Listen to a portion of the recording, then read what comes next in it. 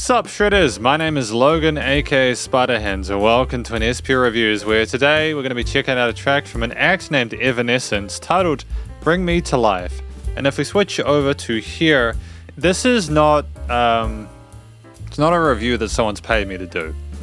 This is something more for my own interest because a lot of people are familiar with the official release version of Bring Me to Life, but I don't know if people are as familiar with the original demo of it. So we're going to listen through this track from start till finish, and we're going to hear what we think.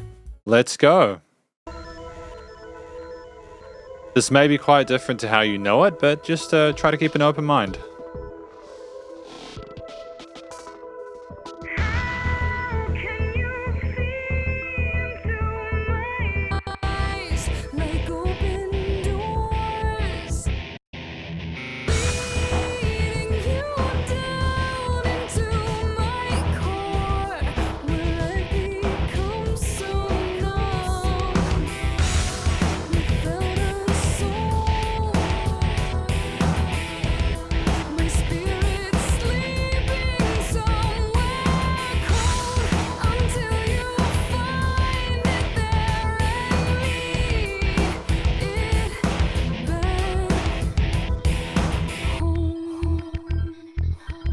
Before we get into the chorus, just let's have a talk about a few of the changes that I personally noticed. Like, for one, there is that electronic intro which replaces the keys that Amy Lee is quite well known for, and I think that it's arguably like there's a little bit more sophistication to the way the keys sound there, and they do with the strings combined with the keys in the original. It does sound a little bit sadder, but this is a little bit more sort of mysterious.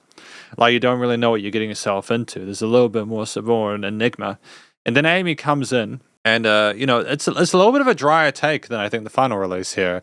It's nice just to have Amy without as many overdubs, without as many harmonies and stuff like that. I know why they kept that in the official version, just to kind of add I think maybe they were just worried that the original melody wasn't going to be strong enough in the verse to keep people going, so they needed to add more development as they were going along.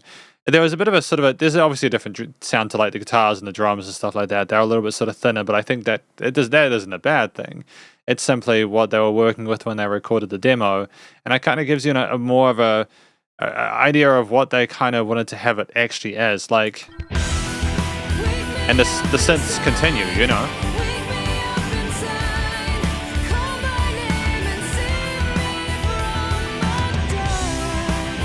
We just go straight into this.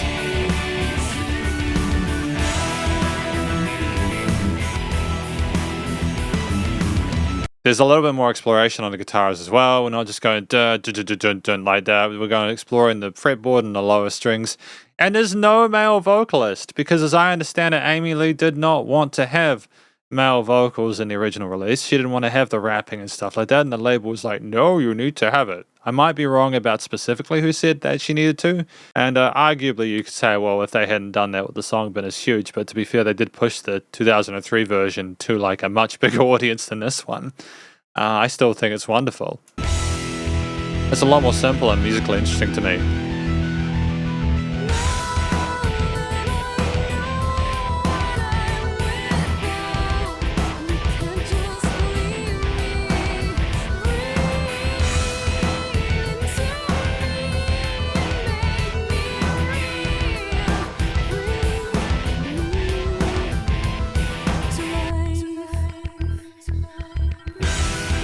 See, they still have those little breaks with the delays carry over, but they're more full of those synths, and those synths, those arpeggiators and sequences just go the entire time.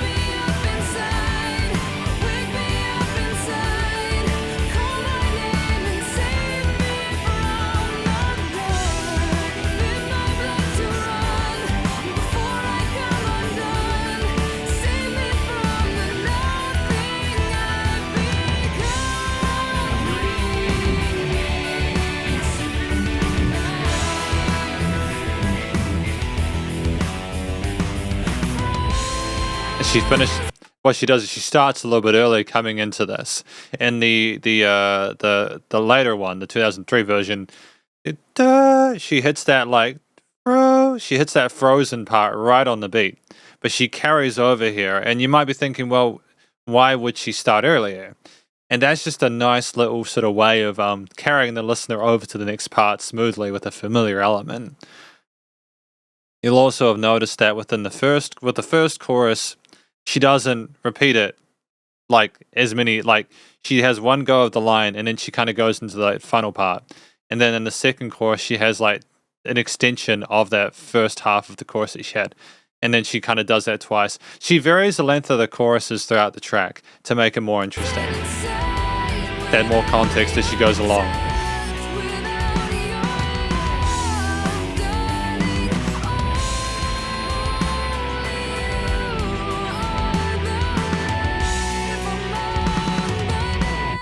Much more interesting drums as well, I think.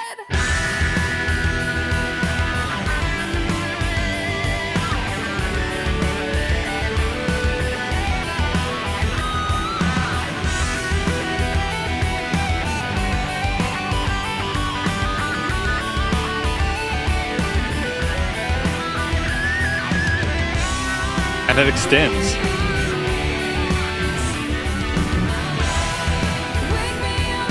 The only thing I don't necessarily like, and you're probably wondering, how do you know before you get into it? If I'm honest, I've listened to this track before. This is not a reaction video. This is me going through what I like about the song and talking to you about what I like about the track. So it's not a reaction video. They've never been reaction videos.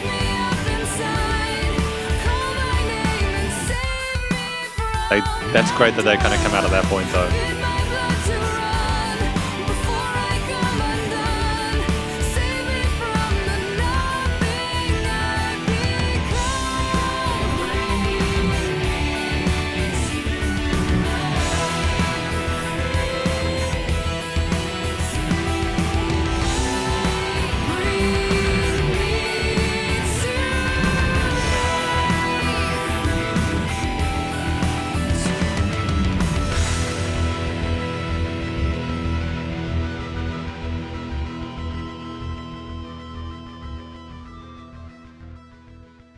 I mean, it's a beautiful track.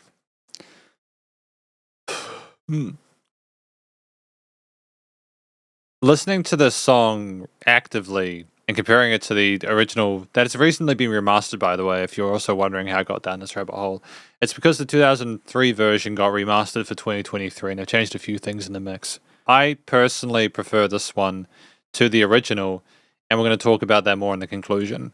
Because welcome to the conclusion of my review of this track from an act named Evanescence titled Bring Me to Life, 2002 demo, the lyric video. Now, what I think this track is about, basically, I think it's about someone who is maybe struggling in their own head, their own thoughts, their own mind, etc. They're kind of trapped, and they are looking for someone to kind of get them out of that headspace, to help them to sort of escape from that hell that they're in. I'm not sure if there's a specific person they're writing the song about, or if it's just in general, it's like a cry for help. But either way, I think it's I think that it's valid, because like when you're suffering from mental health issues, for example, I'm not saying this is what it's about, but you don't even feel alive anymore, right? It just kind of saps you dry and makes you feel just completely lifeless at times, depending on what you're going through. So, or just even without mental health issues, just sometimes you just feel awful, right? So sometimes you need someone or something to kind of help you get out of that stage, and I think that's what the track is about. That's how I interpret it. The vocals from Amy Lee are good. I'm really happy with the way she phrases herself here. I can tell there's no auto-tune or sort of work on her voice. It's a raw take. And I prefer that because it shows to me that Amy Lee can sing.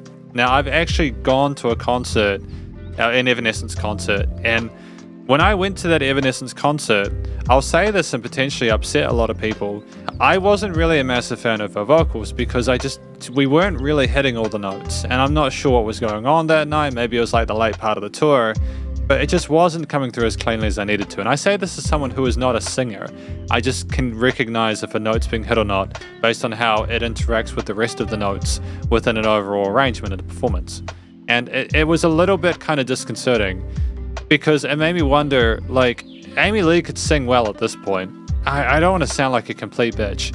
Did we just come to a reliance on the tuning? Was that something, I suppose, to be fair, like when you're doing a live performance, it can be incredibly difficult, especially if you get tired, especially if you're having issues with like your throat and stuff like that. it can be very difficult, to be able to sing well perfectly on stage. It can be awfully difficult. So I'm not saying that Amy Lee is a bad singer. It's just my experience with Amy in an unadulterated, not affected by the label engineer needing perfection at the desk. This demo is probably the closest thing I've got to like a raw studio recording, and I adore the way Amy sounds here. I think most of it sounds great. The melodies and the harmonies here are exquisite. It's not oversaturated. There's a lot of life and space to move around within it.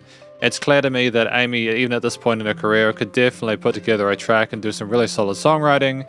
There was a lot of positivity going on here, a lot of positive things, should I say. And overall, I think that the way we emoted really is what makes this track so wonderful. There is this fullness and personality and sort of weird charisma to the way that Amy sings. It's just so stunning.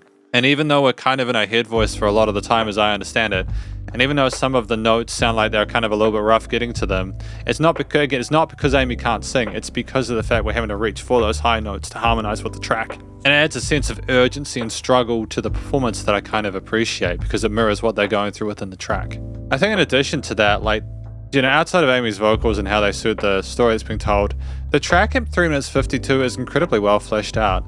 We have that really interesting, again, that synth arpeggiated sequencing section that kind of fills out a lot of what the piano does in the original, but in a way that's a little bit busier and a little bit less distinct, I suppose, but it adds a sense of animosity. It's a completely different vibe to what we have in the final release, the single, the 2003 one. And I think that's instantly... I'm wondering why they chose piano. I know that Amy identified with the piano a lot with later releases and stuff like that. In fact, throughout that album as well. Maybe they just were like, people aren't ready for synths yet, just keep them with piano. Maybe that was just the way we were going with it. To be fair, a lot of the kind of synths for like metal didn't really come in. Arguably, they didn't come in until like the 2010s. Or like early 2000s, or like late 2000s, should I say. But nonetheless, moving away from that, we simply have a track where...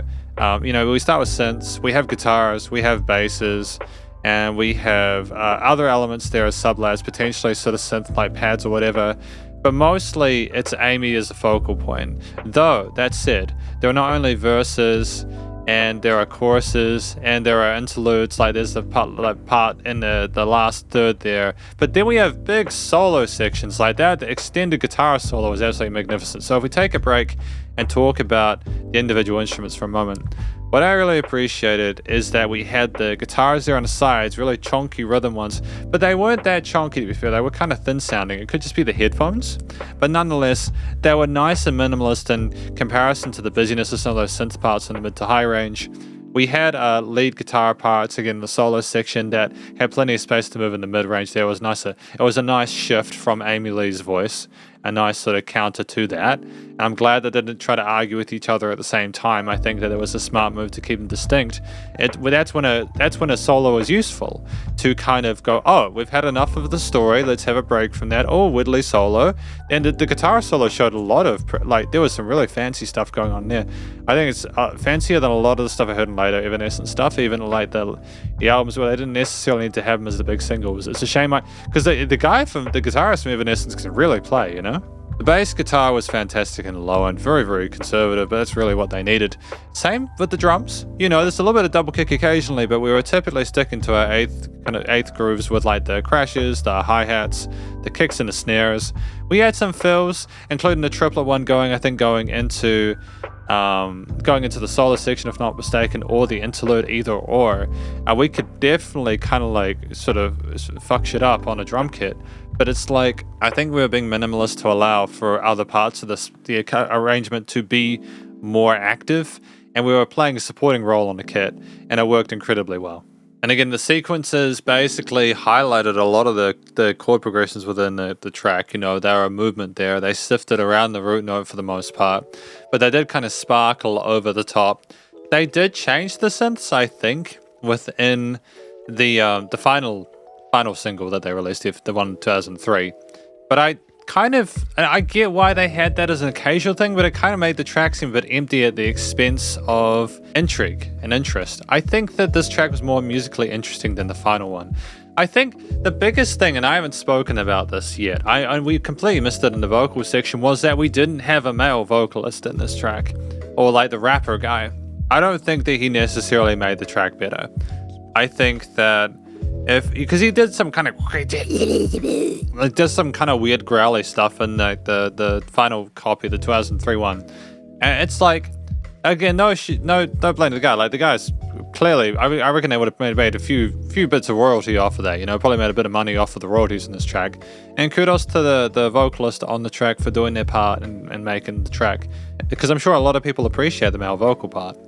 And I think for a lot of people, maybe necessarily having Amy Lee as the front woman in a track by herself, I don't know, maybe they needed to, because it's a weird situation. I don't know if that same track would have been as big without the male vocalist, simply because it was launched into the mainstream. And maybe people just, yeah. I don't know if this track would have been as popular in the mainstream, because I think maybe it was a little bit too sort of musically busy for a lot of people who are passively listening to really appreciate and sort of cling on to. The call and response between the female and male vocals in the later part is catchy, and it kind of goes backwards and forwards nicely. You kind of can't wake up, wake me up, and I can't wake up, wake me up, save me. You know, it goes backwards and forwards. It's catchy, and that's the bastardization of the entire situation, I suppose. I'm conflicted. I don't. Yeah, I just, if you remove what the artist wants from the equation, I don't know. We're not going to talk about that. It's so subjective.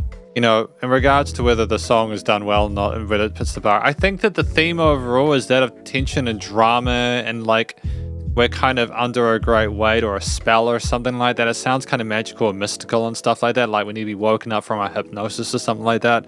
I think the theme with the really kind of eerie sort of tonality overall suits that well, with the choices of textures and timbres, as well as the kind of heavy kind of angst and kind of like the force of the distorted guitars and all that, and drums and bass with the kind of sassy guitar solo there. It matches the theme of the lyrics overall. I think there's a nice connection between the elements. The studio recording, mixing and mastering, I mean, as a demo, it's very, very, very good. You got to remember this was recorded in 2002. It wasn't nearly, I don't know how they recorded it. It's not as easy to get like commercial grade recordings from your own bedroom as it used to be. I assume they went to a recording studio to get this done. And don't get me wrong, there were wonderful recordings done in the early 2000s, but it was the start of the loudness war, for example, I think, and studios were trying to get tracks louder and louder and reduce the dynamic range and stuff like that. I think, like, aside from like the drums sounding a little bit sort of thin and the guitar sounding a little bit sort of thin, I think otherwise it sounds utterly fantastic. The tone of the instruments comes together really nicely. The synths have a kind of a weird eerie presence, which I think thoroughly suits the vibe of the track. Things are nicely niched in the freaky stereo field and the freaky spectrum. Amy's voice isn't overproduced. If there are single parts, she just recorded them well. If there are double tracks or whatever, or harmonies, they're very light. Like, I think there's vocal harmonies in the chorus. They're little parts like that, which are done nicely, and they're very subtle, and they add a nice sort of floor to it. Again, there's sufficient dynamic range, so this isn't all the same loudness the entire time, but it's still nice and loud without pumping, so the bus compression limiting was handled. But effectively, this is my review of the track from an Acne Evanescence titled Bring Me to Life, the 2002 demo. Hopefully you enjoyed it. If you did, please go show us some love via the various social medias and the YouTube page, and stay cool, stay safe, and please remember to support your local musicians and artists at this point in time, as they have more than ever thought of crazy stuff going on in the world. And I'll catch you in the next review. Spiderhands out.